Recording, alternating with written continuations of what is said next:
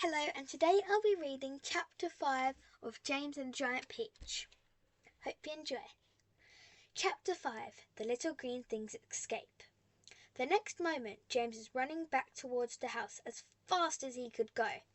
He would do it all in the kitchen, he told himself. If only he could get there without Aunt Sponge and Aunt Spiker seeing him. He was terribly excited. He flew through the long grass and the stinging nettles, not caring whether he got stung or not on his bare knees. And in the distance he could see Aunt Sponge and Aunt Spiker sitting in their chairs with their backs towards him. He swerved away. He swerved away from them so as to go round the other side of the house. But then suddenly, just as he was passing underneath the old peach tree that stood in the middle of the garden, his foot slipped, and he fell flat on his face in the grass. His paper bag burst open as he hit the ground, and the thousands of tiny little green things were scattered in all directions. James immediately picked himself up on his hands and knees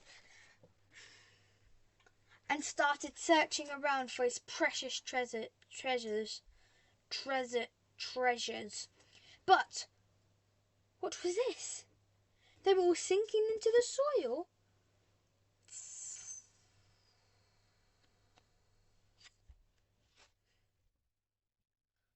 He could actually see them wriggling and twisting as they burrowed their way downward into the hard earth.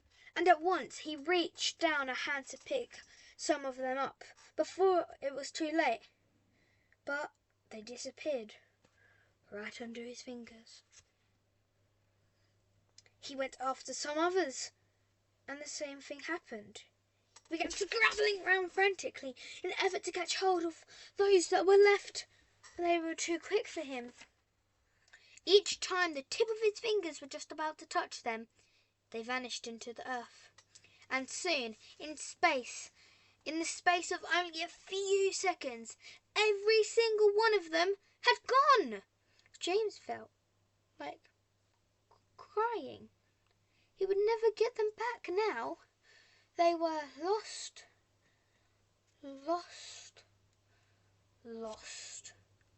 forever. But where had they gone to? And why in the world had they been so eager to push down in the earth like that? What were they after? There was nothing down there. Nothing except the roots of the old peach tree and a whole lot of earthworms and centipedes and insects living in the soil. But what was that old man had said? Whoever they meet first, be it bug, insect, animal or tree, that will be the one who gets the full power of their magic. Good heavens! Thought James. What is going to happen in that case if they do meet an earthworm or centipede or spider? What if they go into the roots of the peach tree? Get up at once, you lazy beast! A voice was suddenly shouting in James's ear. James glanced up and saw Aunt Spiker standing over him, grim and tall, glaring at him through her steel-rimmed spectacles. Get back over there immediately and finish chopping up those logs, she ordered.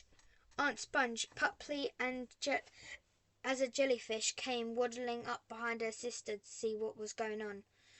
Why don't we just lower the boy down the well in a bucket and leave him there for the night? She suggested. That ought to teach him to laze around like this the whole day long. That's a very good wheeze, my dear Sponge. But let's make him finish the chopping up the wood first. Be off with you at once, you hideous brat. Do some work. Slowly, sadly, poor James got up off the ground and went back to the woodpile. Oh, if only he hadn't slipped and fallen and dropped that precious bag! All hope of a happier life had gone completely now.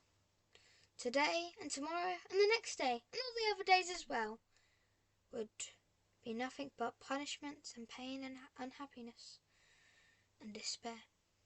He picked up the chopper and he was about to start chopping away again when he heard a shout behind him that made him stop and turn. And that is the end of chapter 5. And we go to chapter 6. I will read that in my next page. Bye!